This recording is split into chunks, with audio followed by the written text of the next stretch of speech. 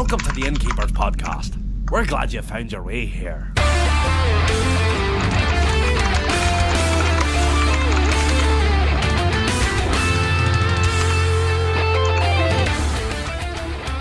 And welcome to episode number 7 of the Innkeepers podcast. We are a podcast for innkeepers covering Hearthstone's fireside gatherings. With insight and information we hope all of our fellow innkeepers find useful. Our topic for this episode comes from just about everywhere. The forums, Facebook, Twitter, Discord. That is, of course, we are talking about event troubleshooting. I am Patrick from Knoxville, Tennessee.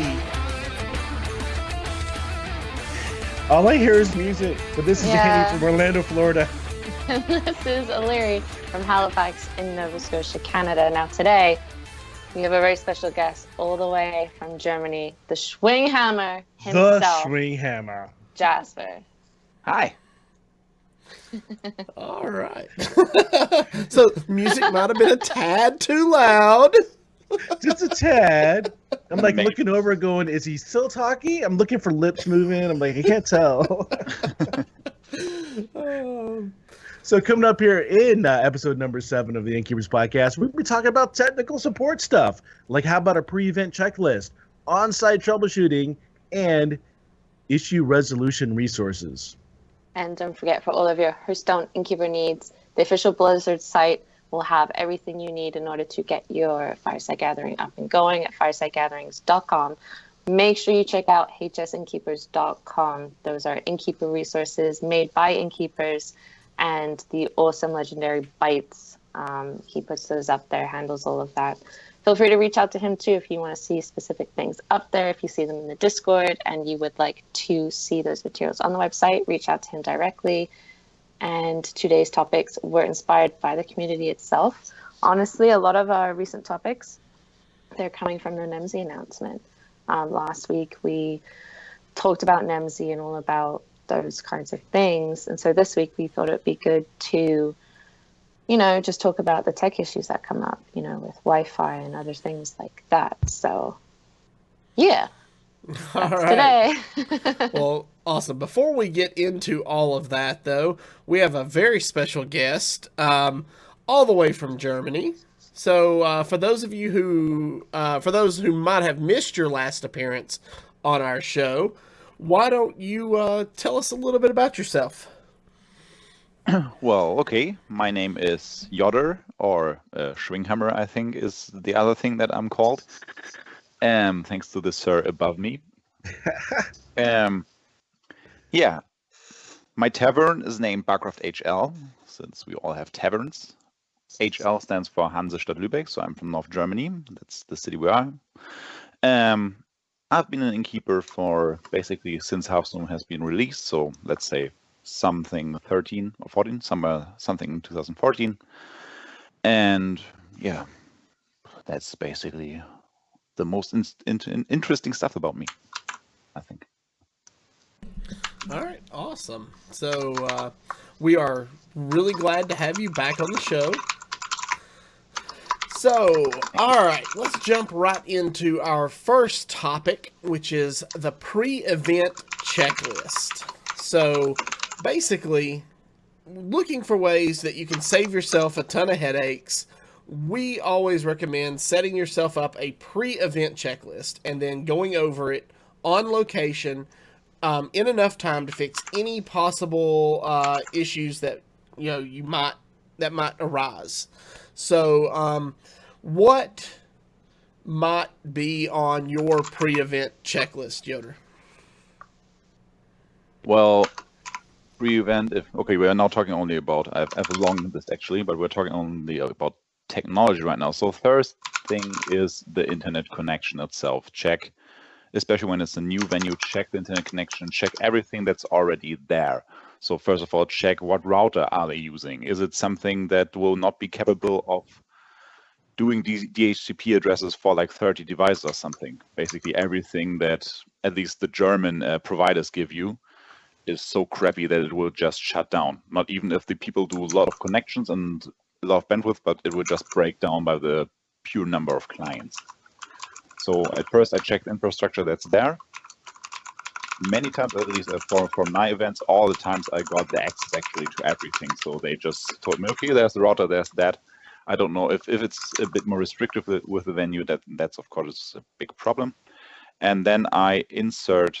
The second thing for me then is just look at what I need to put into the system so that it fits my needs, so that I feel safe that the Wi-Fi will not break down all the time. That's the first thing that's on my checklist normally, because Wi-Fi, even though we have now the feature that GPS is usable to join a tavern, which is a huge improvement on the whole thing, Wi-Fi is still the most needed thing for a tavern, in my opinion. Mm-hmm. That's where I start. Okay. All right. Yeah, for sure. And I will add to that real quick. So Google has a new feature of its own. I used to go to a website to speed test, but if you just go to Google and type speed test, it's actually one of the in window Google things that Google offers now. So that's a really, really easy, quick way to just type speed test and hit run test, and then you can get the up and down speeds for the venue and the Wi-Fi that you're using. You can also just go to fast.com, which is powered by Netflix, which is really cool because it is provider independent. So it doesn't care which provider it is. It's going to tell you the honest truth on how fast your connection is. So Cool. I didn't know about that one. Fast.com. It's pretty fun. Okay. So we talked about, testing your speed and your Wi-Fi signal strength. A term that gets thrown around a lot that some people might not understand would be whitelisting of an IP address. So, Root, can you tell us what whitelisting means? Absolutely. So, basically, your connection when you are connecting from a venue, you have one major connection that comes out of there that goes out to the internet, and that is the real world IP that is going to be on the outside of the router. In other words, everybody inside is going to have their own IP addresses to communicate with each other on the network. Once you leave that router and go out to the internet, you're usually connecting with one major IP address. Problem with that, and that's how the internet works basically, but problem with that is when Blizzard sees a lot of connections from one spot, they can get a little paranoid and think they might be under attack, and they could actually just null route that traffic, and you're not going to be talking to Blizzard servers at all. So this is like a little advance notice to Blizzard that says, hey, we're going to be coming from this IP address to your location, and you should see a lot of traffic from this IP address. Easiest way to figure out what that is go to the location, sign onto their to their Wi-Fi or their network, go to Google and type in what is my IP address. It will tell you the IP address. Send that over to Blizzard. Scott over at HS Innkeepers has the whitelist form that you can fill out, and that just lets Blizzard know ahead of time that, hey, when you see a bunch of traffic from this IP address, don't worry, you're not under attack. It's all legit traffic. They're getting less and less used to this, or they're using it less and less, I should say, but it is still, for the first time venue, a very good thing to do. Absolutely. Other things that we would recommend for your venue pre-checklist would be making sure there's plenty of power outlets and that you have plenty of extension cords on hand, as well as power strips. You can never have too many power strips. And, something that your players might appreciate, I don't know, maybe not, but air conditioning. Heating and cooling. Yeah. That's something that you might want to look for in a venue. So, add that to your pre-event checklist and make sure you're checking for all those things before you run an event. So, basically, just don't get lazy, and just because your venue was great last time doesn't always mean it's going to be great this time. Things can change. So, do your pre-event checklist. By having an event checklist and going over it at the venue prior to your event, you can really save yourself a lot of headaches come event day. Yeah, for sure.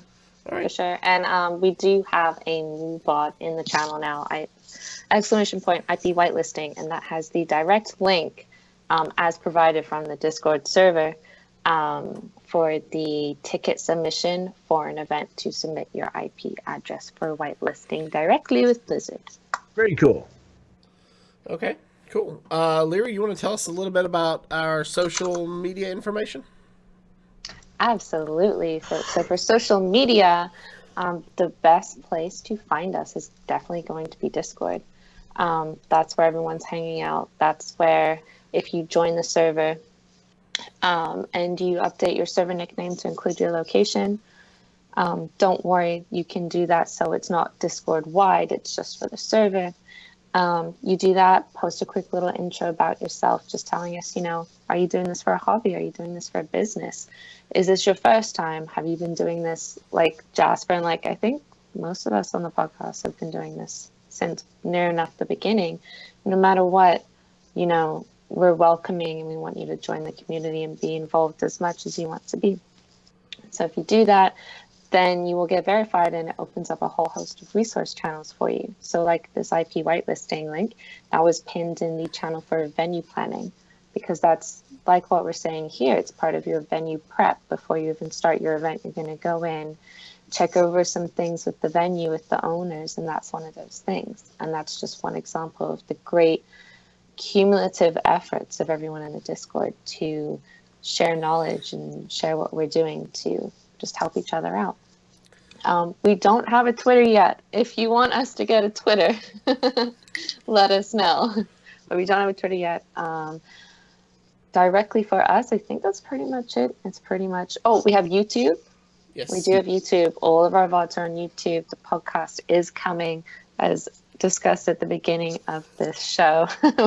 we're having some tech issues trying to get that set up. But that will be available soon. So, on your drive or your ride to work in the morning or back home, you can listen to the voices of the Innkeepers as we And Illyria's nerdy typing. thing.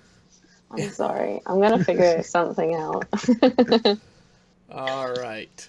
So that brings us to our next topic for the evening, which is on-site troubleshooting. Root, you want to take the lead on this one? Sure, absolutely. Any event you do, just prepare for it, because you are going to have an issue. You're never going to have an event that doesn't have one. Something is going to crop up. And when it does, people are going to look to you to get the problem fixed.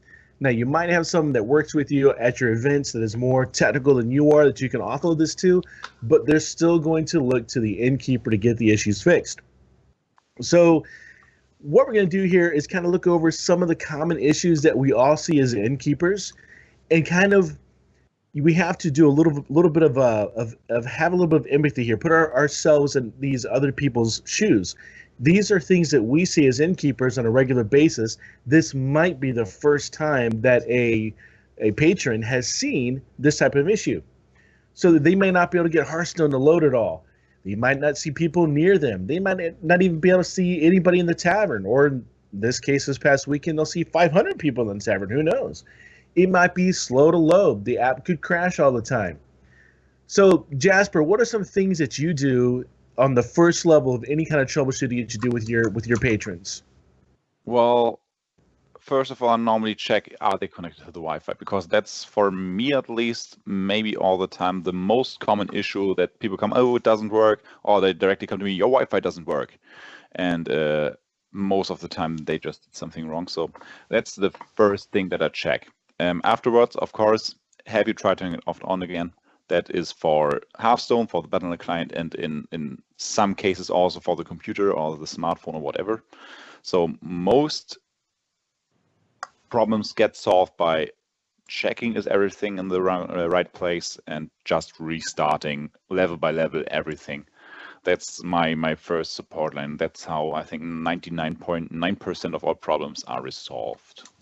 Yeah, we kind of start off when people walk in and ask about, how do I get involved? How do I do this? How do I get NIMSY was a big question. And it's very simple. It's like, make sure your Wi-Fi is on, make sure location services are on, make sure that Hearthstone can actually use both the Wi-Fi and location services. This is something we saw this weekend a couple times that I had not seen prior. And that is that in two occasions, I had two people, I did an event on Saturday and an event on Sunday. One on Saturday, one on Sunday it happened, where one of the patrons had actually turned off location services on the app level on Hearthstone. So at one point in time when they did the install, something popped up on the screen and said, "Hey, Hearthstone's is requesting the following permissions." And they see location, and they're a little paranoid, and they go, "Well, I don't want Hearthstone to know where I am all the time. Blizzard doesn't need to know that." So they turn it off. Now they go to a Fireside Gathering, and guess what? It's not going to work anymore. So they have to turn it on. Now, here's the difference. With the client, the way it works these days, if location services isn't turned on the phone, when you go through the join the Fireside settings, or join the Fireside wizard, if you will, it goes through those steps. Hey, turn Wi-Fi on, turn your location services on, and it kind of walks the person through that, and it's kind of cool. However, what I've seen is if you have actually refused those permissions to the app on the app level permission screens on either Android or iPhone, it will not walk you through that step. It'll just give a very, very fast circle and an X. Like 1 second, the circle just goes around and it turns into red X. Very, very fast. On the first one, we worked with the guy for a little bit until we figured out what it was. The second one, it had the same symptoms. We knew exactly what it was. People had just installed it and not giving it location, or not giving the app location permissions. So that's pretty much the biggest things you see. As Jasper said, it's an old cliche, but did you reboot it? Have you turned it off and on again? That solves a lot of whatever issues that those phones are having. And Jasper, I'm going to kind of reach back a little bit. In our Discord chat today, we talked a little bit about a patron issue that you had in your Fireside with someone who was updating the Hearthstone client. I wanted you to kind of talk on that a little bit. All right. So that was a nice, not too young lady actually, but she had, I was thinking young lady. No, she was in mid-20s or something, so as old as I am. So calling her young would be strange, I think. So she did not have her client updated, and we have a 16 Mbit connection in our venues, and that was at that point used by over 50 people. So it was pretty clear that she could not update in the venue. And she came to the bar and asked us, "Okay, what should I do?" And we said, "Maybe use your mobile data." Or another guy came who lived nearby and said, "Here, I live nearby, and I'm gonna home to update." And we just, "Okay, can she join you?" But she really felt like she was putting us in a lot of trouble, and she felt at that point that maybe we are also angry that she did basically something very wrong. That was pretty hard to make her feel comfortable again. It was. Yeah, we talked about that. In fact, she actually shed some tears. You were telling me at that location, and we've dealt with that. Yes, sir. What? Oh, I said nearly. Oh, no, okay. I thought she called my name. Oh, nearly. Okay. So anyhow, I thought you called my name. Got me all excited. We had to be I ran into this, and this is a little bit of an issue that I had, where we see things a lot. And one of the things we see a lot as Innkeepers is somebody hasn't updated Hearthstone before they show up to the venue. And the first thing they do, they're all excited, and now they got to wait for it to update. And as Jasper said, if you're in a limited internet connection, it might be faster if they use their mobile data. It might be faster if they go to someone else's house or another location.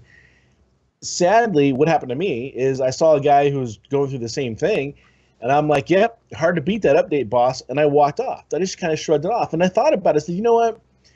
It's really not that guy's fault. And I might have made him feel a little uncomfortable by saying that. So I went back and I apologized to him. He was cool with it. He was fine with it. But it's just one of those things you don't think about sometimes. Like, hey, I'll go to the meetup on Saturday, and I'm going to bring my tablet and play. And you normally play your desktop or your phone, and you show up, and the first thing you need to do is update. So that's huge. Another thing, and this is going to reflect on the venue, even though it appears that we're moving away from the need to be 100% Wi-Fi, where people can now play the game on their 3G connection, on their data, on their mobile phone data, as long as location services are on, that gets them into the Fireside. Even so, you still need the Wi-Fi to, in my opinion, play a better game, a faster game. If the location doesn't have a decent router, or a decent Wi-Fi access point, I should say, you can bring your own. Ubiquity makes fantastic models. I know Jasper had an issue with this with the lighting earlier, but this is a Ubiquity model here. One of them. Here's another one of them. I love these things. Ubiquities are phenomenal. These are this is the Unify platform on Ubiquity. This is a long range access point. This is one of the smaller models. You can put these in a bridge mode, pass-through mode. In other words, they're not going to interfere with that person's physical network whatsoever. It's just going to bring clients onto it and give them Wi-Fi access to their network. It works phenomenally better than whatever they've got set up. So if you can actually hardwire into their switch or their router and put these Ubiquities into a bridge mode or a pass-through mode, you're fine. And these now have phone apps to control them, so they're phenomenally easy to use. Wow. You can get them on Amazon, and they're awesome. Now, the other cool thing about them is with the way that Firesides are now working, you can actually set up a Ubiquity or any other access point. You can set one up, plug it in, not have internet access on it. This is really cool, right? All you have is this thing broadcasting its name. So you name it whatever your Fireside's name is. Doesn't matter what you name it. It's just broadcasting that ID. When the person's Hearthstone client sees that the SID or the network ID, and it passes that on to Blizzard and says, I'm at this location and these are the Wi-Fi access points I see, that is enough for Blizzard to authenticate the person in that location. So they do not actually need to access the access point. They don't have to log into it or anything else. They just need to see it on that location. So we bring these with us to all of our events. Doing an event at Con Before the Storm, we're going to have these with us just to make sure people can actually authenticate at that location and be on and get to play together. This Can you give us an idea of what those average price point on those?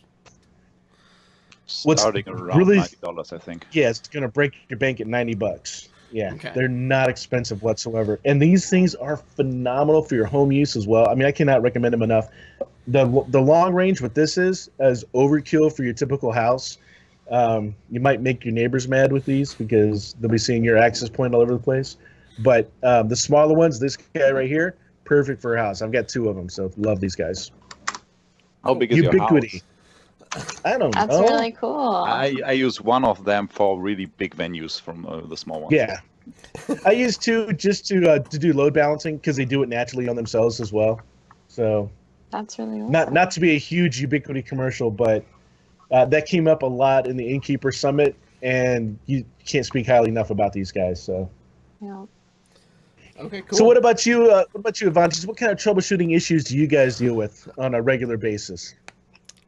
Ours is mostly things we've talked about. People not being able to see the tavern, making sure we have enough.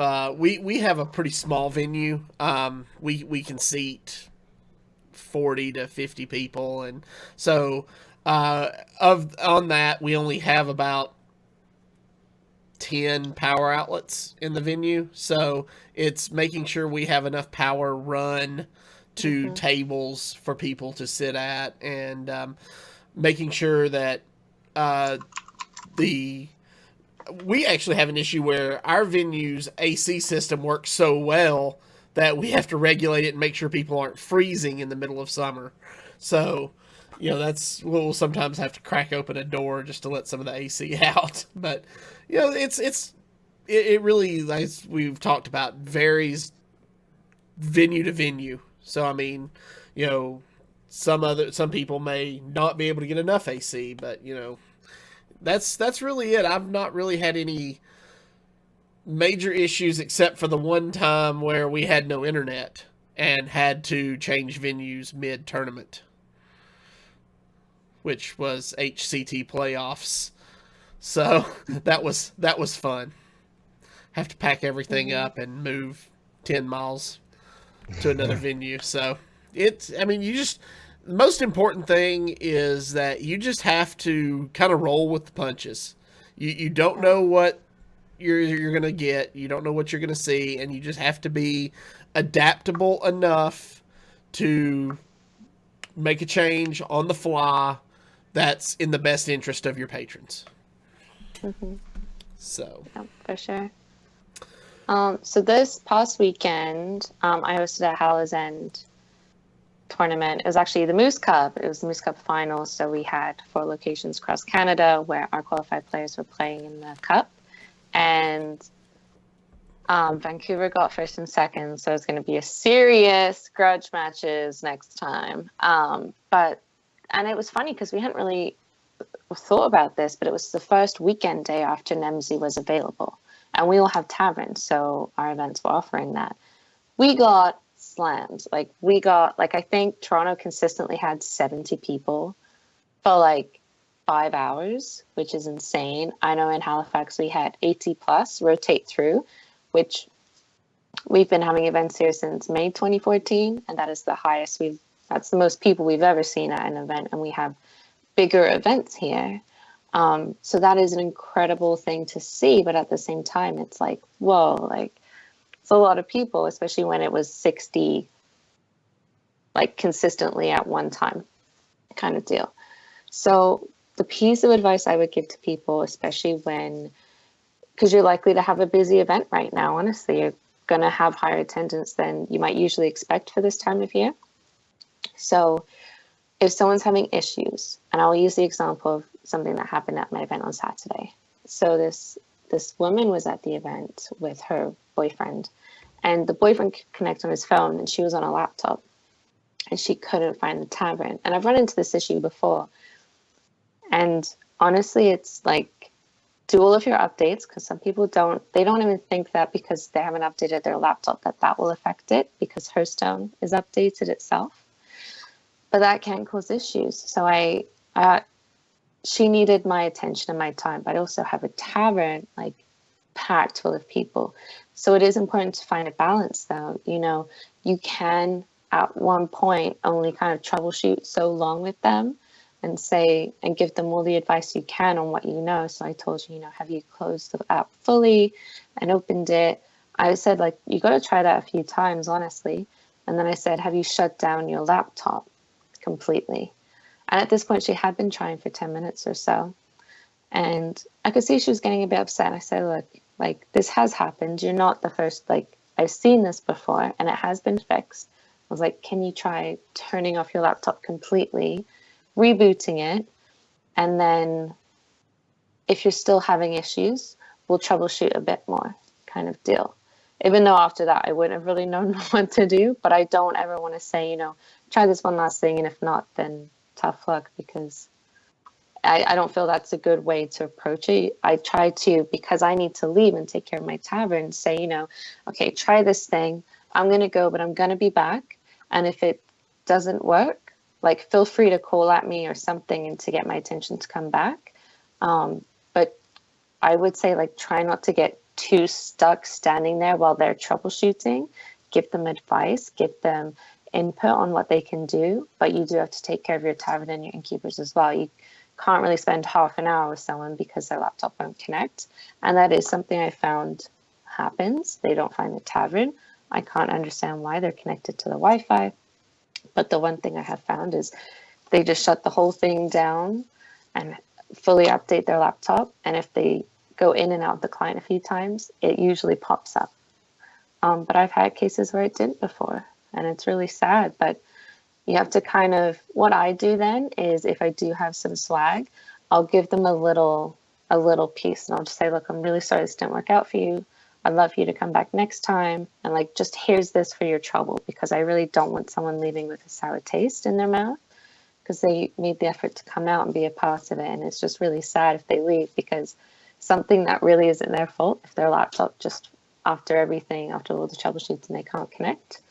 But yeah, I would definitely say, do what you can, but don't feel like you need to stand there with them the whole time, because that's not really going to do anyone any good. And if you do that, the person can get a bit more impatient with it, because even though you might not be meaning it, if you're standing there, it's like you're waiting, whereas really you're just trying to help them. So give them advice, leave them be to try and resolve it, but make sure you stop back in. That's what I would say. Yep. Awesome. All right. So let's move on to our third topic, and this is issue resolution resources. So, Aliri, you were actually just kind of talking a little bit about issue resolution. So why don't you tell us a little more about this area? Sure. So there will be problems out of your knowledge base, especially if you're not necessarily technically inclined to have a very firm concept of routers and Wi-Fi and how it's all supposed to play with each other. And as innkeepers, it is still our responsibility to fix these issues. So we need to use the resources we have available to us to get the issues resolved. Now, one thing you can do is to try and gather as much objective information as possible. And one of the things I have found, honestly, is I have learned a lot on fellow innkeepers. So like you guys were discussing in the Discord today, like you learn from what everyone else around you is sharing. So Avantis, I'm going to ask you this because of your, what should we call it? The Boston, you got to be careful now because there's this other big thing that happened in Boston. But you know, so that was honestly a really big deal about that happening. So, you know, I'd love to hear about the steps and the processes you went through to try and identify what those issues were, and then how you know, used resources to come to a resolution. Yeah. So really, ours was, we arrived at the venue Sunday morning, ready for day 2 of the HCT playoffs, and we had no internet. So we went through all the regular nightmare. Yeah, so we went through all the regular steps, reboot the modem, reboot the router. You know, we actually had run a switch off of the router the day before to allow players on laptops to hardline in, and so we checked all of that, made sure it was all working as, or supposed to be working as intended. We narrowed the issue down to the modem. At that point, we have to get on the phone with the internet service provider, and of course that means the venue owner has to get on the phone with the internet service provider because it's their account. And so we're pretty much just kind of standing by. Is there anything we can do? What do you need us to do? How can I help? You know, and while he's on the phone with the service provider, troubleshooting from their end. Once you've exhausted those routes, at that point, especially with an HCT, you have to, you know, be in constant communication with Blizzard, as well as, you know, letting their esports team know what's going on.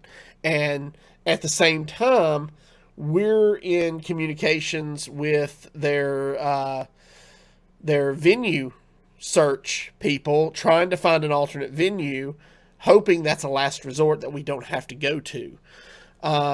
So it's a lot of precarious balancing of conversations, really.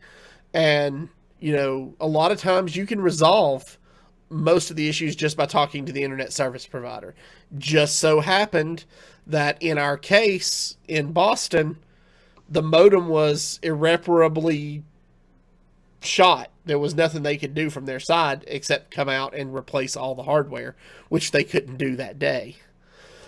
So we had to go to that extreme option, and we got in touch with Blizzard. Blizzard does, you know, what they can to try to help mitigate issues. We actually had a member of Blizzard's IT team in our chat talking with us at all times, so they knew what was going on. They were offering suggestions, and then when it all went to pot, they found us another venue. We had to pack everything up, transport our players.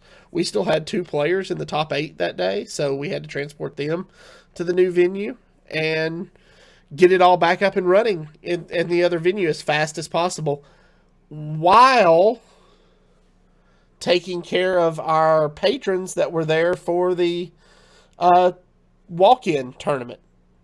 So, you know, there's a lot of moving parts, and as I said earlier, you've got to be able to adjust on the fly. That's probably the most important thing I can I can tell you. But that's pretty much how we handled the Boston situation. Yeah, that really is a worst case scenario, especially on that kind of level for something. So, I'm glad that someone with your experience was able to be there and kind of help lead the way, so to speak. Root, how about you? What kind of, resources have you found the most, I guess, valuable to you when you're in a dire situation like that? First and foremost is friends. So I lean heavily on the Innkeeper Discord server. If I'm in a situation, I check there first.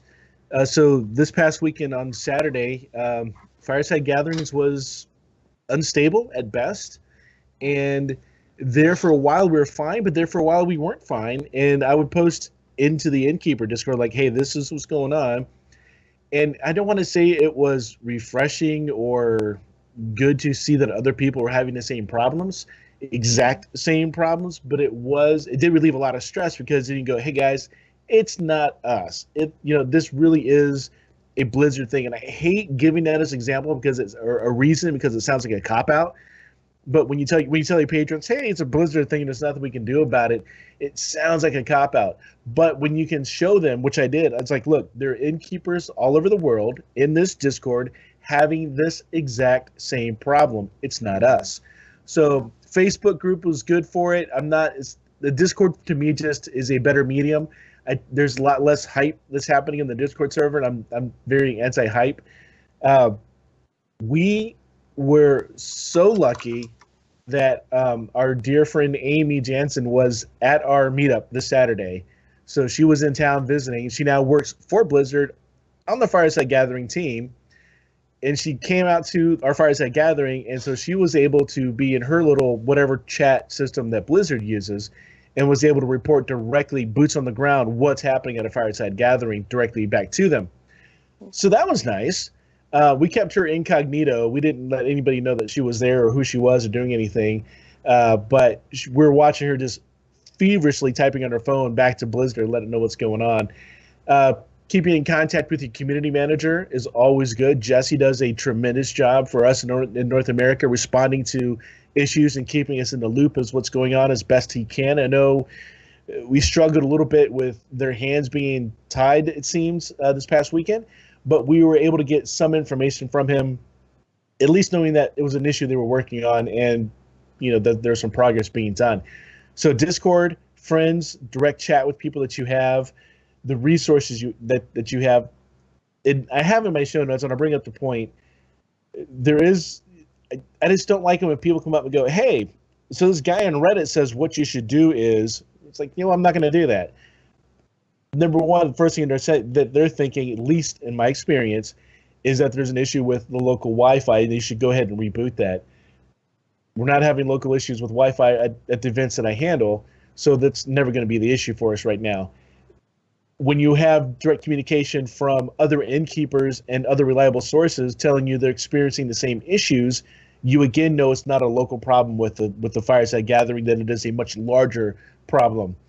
So you're able to discount any kind of, witch hunt or needle in a haystack type scenario, because you have all available information and you can present that information to valuable resources in Discord and in direct chat. So that is my biggest thing. Phone calls. I didn't call anybody this weekend, but I have before, where I was running into a situation. I've called a fellow innkeeper and said, hey, I'm facing this. What did you do? Because I think you had this before. They go, yep, had that issue. Here's what we did to solve it. You do that, you get it solved, you're back on the board. The same kind of issue is you can submit a ticket to Blizzard. Do you have 24 hours to wait for the answer to come back in for your Fireside? Don't know. I'm not a fan of that, so I prefer my direct communications. And getting a hold of people in the Discord is the number one way to go.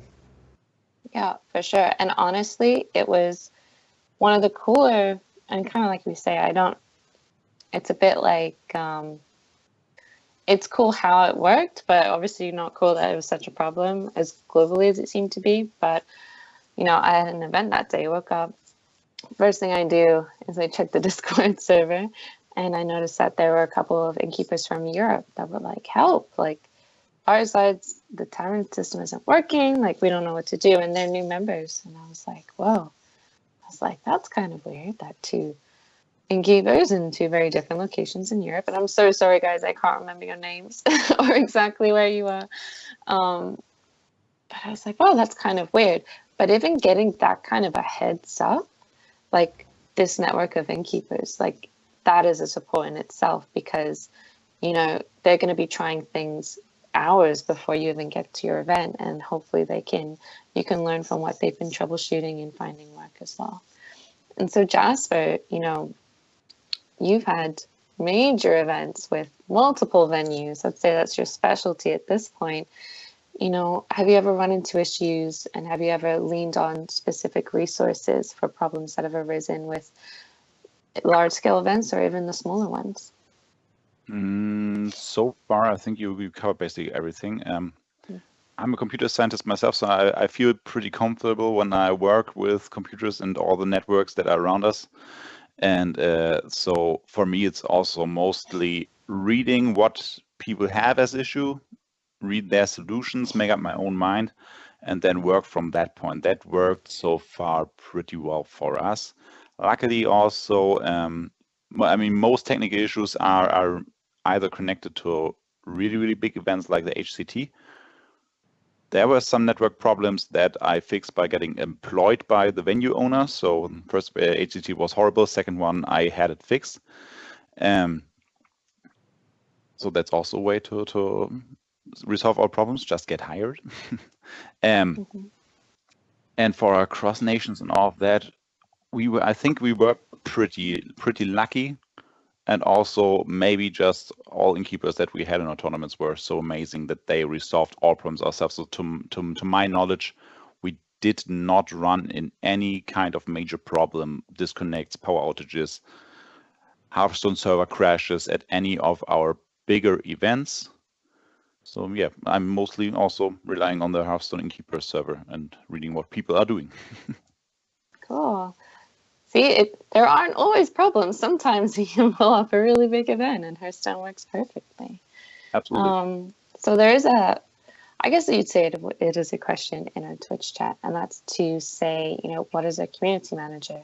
So we would have mentioned this previously, and for those of you who don't know, Blizzard community manager is basically the person who is helping manage all of the Innkeepers of a specific region. So for North America, it is Jesse. For South America, it's Diego. And I believe there is another fellow there who... Carlos, and he's online right now on the Discord server. Yeah. Yes, there we go. I was gonna go to that list and sound smart, man. I was waiting for her to struggle. Why'd you do that? Oh, I don't have the list up. I'm just remembering. We have Miko for Europe. Yep. And we also we have, see, now I've got to look at the Discord server stuff, because we have it's Shinya from Japan is also in the Discord server.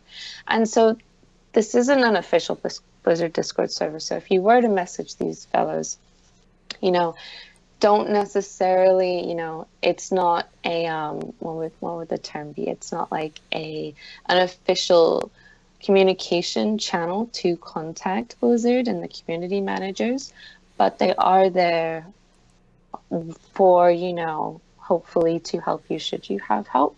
But there are more official channels to go through to get assistance from them, and you know, they're just there as the in-between of the Fireside team and the other people working at Blizzard on Hearthstone to really manage the information that the community receives, to help get that information out, and just to support us. So if you are someone who has received a support pack or can receive a support pack, you know, it's your community manager that is helping handle those requests. They do all of that community outreach stuff. Now, of course, it's not a one-man show. I know that they all receive help from other members of the Hearthstone teams in their regions for Hearthstone, but there is just that one person, the community manager, who can be your go-to for information. So definitely reach out to them if you can. If you just want to establish a one-on-one rapport with them, from what I've seen, they're pretty friendly. They're pretty friendly guys.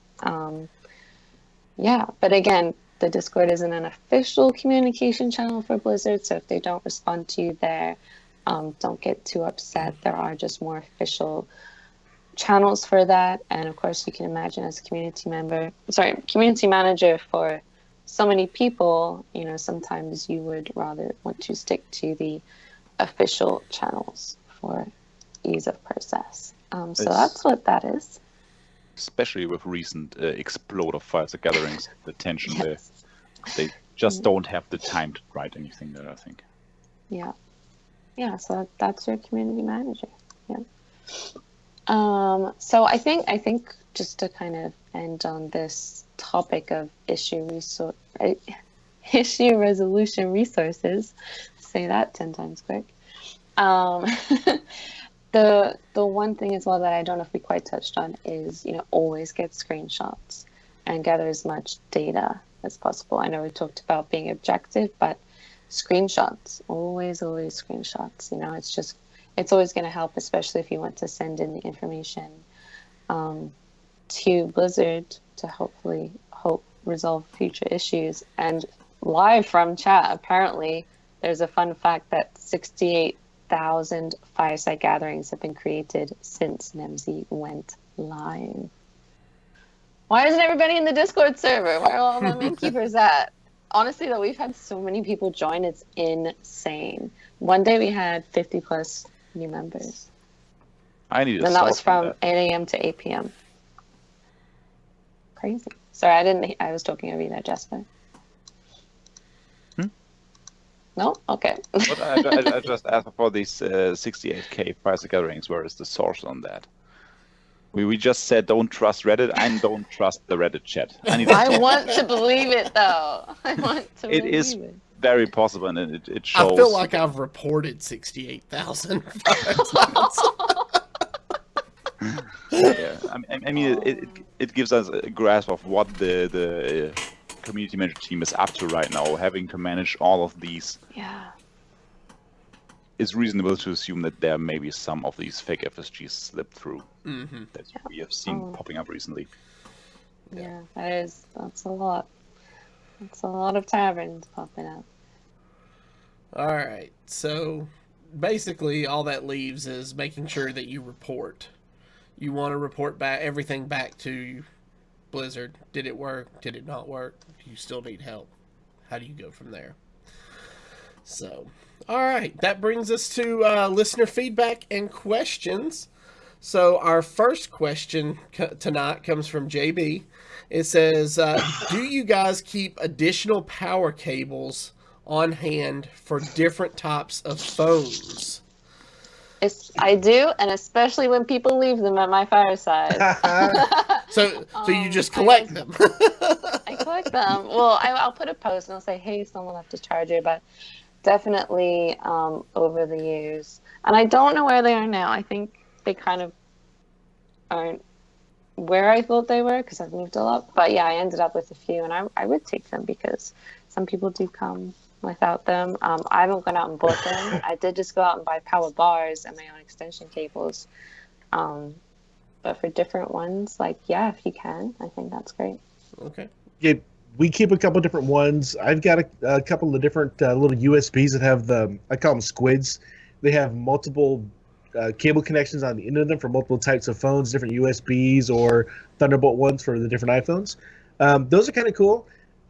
We actually had somebody leave a key fob, an old, with key fob with the ID on it at our last event. A little different than leaving a charger. But yeah, we keep those around for sure.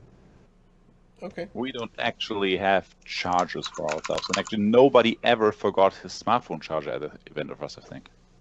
Wow. I had some laptop power supplies, but those were then not emailed. They were mailed back to the people who owned it. But no, we only put normal power supplies on the table and remind everybody in the Facebook event and the email prior to the event, everyone that they need to get the power cable with them. And so far, that worked out pretty good. Excellent. Yeah, we don't provide them, so we try to remind everybody to bring their own. All right, our second question is from Roger. He says, game would not load this weekend. We rebooted, did everything. It would look like it was launching, and then would just go away. What do you do in that case? I did not understand too much because Larry was typing. Sorry, people need help in the Discord server. So the question again was, the game would not load. We rebooted, did everything. It would look like it was launching, and then would just go away. What would you do in that case? So even the game was not starting. Yes, that sounds like the client would crash as it was trying to load. Well, that's basically the most horrible thing that can happen. First of all, I'll talk to the person, ask her, okay, has that ever happened to you before? Because if that happens, that is bound to the machine that's doing it. That's nothing that's bound to your FireSec gathering. So most likely that bug in some kind or some form has been there before, or has came to existence in the hours before the event. So I tried to track it down with basically finding out what the person has done recently. If it's not possible to do that way, I think it's not possible to do that in a normal FireSec gathering setting myself. Then I really need time to take that computer and check what's going on there, and basically just first of all reinstalling Hearthstone, because that will maybe fix the problem. Yeah, for sure. Yeah, that's what I would do too. Turn your phone on and off, and then if not, reinstall the app. Yeah. So I think the issue that I have with the question is, yes, we want to help, but we'll help with a limited degree of game support. But when it comes to an issue of a client not loading, there's a couple things you can try, but we're not there for your computer technical support. We're there for a little bit of helping in the game support. Like if it's Windows, even though I hate the solution, but sometimes it can work. If you right click and run it as administrator, that might fix the issue. But again, there's a distinction in helping you get the game going and fixing all your computer problems. Yeah, absolutely. All right, so our next question, and I'm going to, if Root's not dying, our next question is from Anti-Botness. So, Yoder, Anti-Botness asks, how many people is too many people on a Wi-Fi? There is no such thing as too many people on the Wi-Fi, because one person can cause as much problem as 1,000 persons. The Wi-Fi is, okay, of course every client has a small amount of data that it sends all the time to say the access point that it's still there, to get its IP address and all of that. But most traffic is the actual traffic from doing stuff on the internet as users. So at my FireSec gatherings, if one guy watches Twitch, he is as horrible as 50 other people just playing Hearthstone. For a normal Wi-Fi, let's say you just take one Unify router. Here's it with normal light. You can see it's 4 different shapes. I think this one can handle like 200, 300 people. So for the normal FireSec gathering setting, we're absolutely fine with normal stuff. And even I can now take out my normal, what I use for our internet. Even these normal stupid TP-Link routers, which like cost I think $20 or something, even they can handle a large amount of people. Okay. Is this just one you made earlier, or is this like did you make this for demonstration purposes, or is this how you take it? That's actually the thing that I carry to every FireSec gathering. Like, were you like, and here's how it looks? That's awesome. That's the stuff that really I always use. I've built that I think 3 or 4 months ago, because I was just tired of putting all the cables together. So I feel like I need to bow down to your preparedness. I just had a crazy vision of him like walking on a bus with that tucked underneath his arm and like, just going to the fireside, guys. Don't mind me. I have done this actually, I think, once. Oh no. So I have a gateway, a switch, and this is basically the backup router, and here's the Wow. power supply for the UniFi thing. So I just put this big board in the server room of any venue and just use That's hopefully a awesome. switch in the venue to just plug this in. So that's what the users see, and the rest is my backend. Awesome. Wow. That is That's really amazing. cool. So point is, take care that the router is good, because the DHCP and all of that takes some computation power. That will be the thing that breaks down first. For the Wi-Fi, basically these TP-Link stuffs here for some 20 euro will be most sufficient for every normal FireSide gathering. But Okay. computational power for the ones that actually do work, that's something that you need. Awesome. All right. And our last question from Katie Cat is, can you run a fireside gathering on a Wi-Fi hotspot? And I can successfully say, yes, you can. I know this because when we had no internet on Sunday in Boston, I set up my phone as a Wi-Fi hotspot. Another patron had a pocket Wi-Fi hotspot that he turned on, and we connected all the players to my device and his device and ran an event. Now, it's not overly fast, and you will have disconnects, but it is possible. I have done it. Not out of wanting to find out if I could do it, but because I wanted to make sure to provide the best possible experience for my players. And I didn't want them to all show up and be like, sorry guys, no internet, we can't do anything. So, there you go. All right. Well, this episode we talked about your pre-event checklist, your on-site troubleshooting, and issue resolution resources. Coming up next week, we're going to have another great show for you with a lot of new ideas to talk about. Yoder, if people want to find you online, maybe follow you to get some more great ideas, like a giant routing board, where can they find you? Everywhere, basically, just look out for Barcraft HL or for this tech here for Yoder. I think there is not really another Yoder on the internet. So Okay. that should be me all the time. Awesome. All right. Aliri, where can people find you? You can find me on most social media at ALEIRRI, especially Twitter and, of course, the Innkeeper Discord. How about you, Root? I can be found online on the Twitters at HearthCastRoot. I also do a Blizzard podcast called Hearthcast, and we just hit number 365 on that one. That's a lot of fun. And, of course, just like Illyria and everybody else here, I can be found on the Innkeeper Discord. Congratulations on 365. That's awesome. Yeah, one a That's day if you really so wanted cool. to. You were that, So what about you, Full year Avantes? Where cycle. full year. What about you, Avantes? Where can people find you on the internet?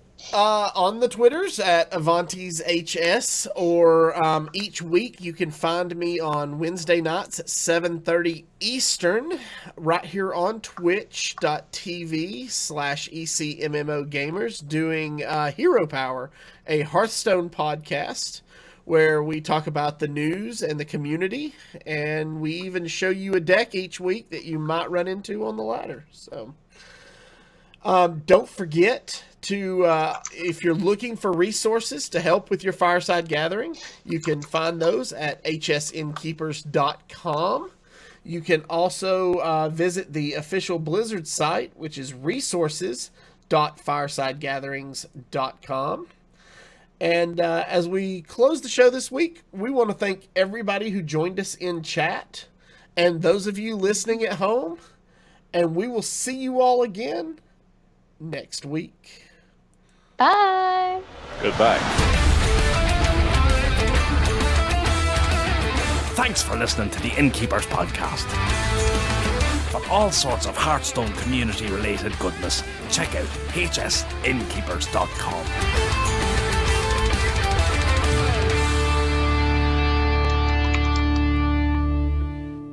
Ah, come on now. Are you just roping me along? Schwinghammer. I knew we'd get that one in. I was waiting. Like, please.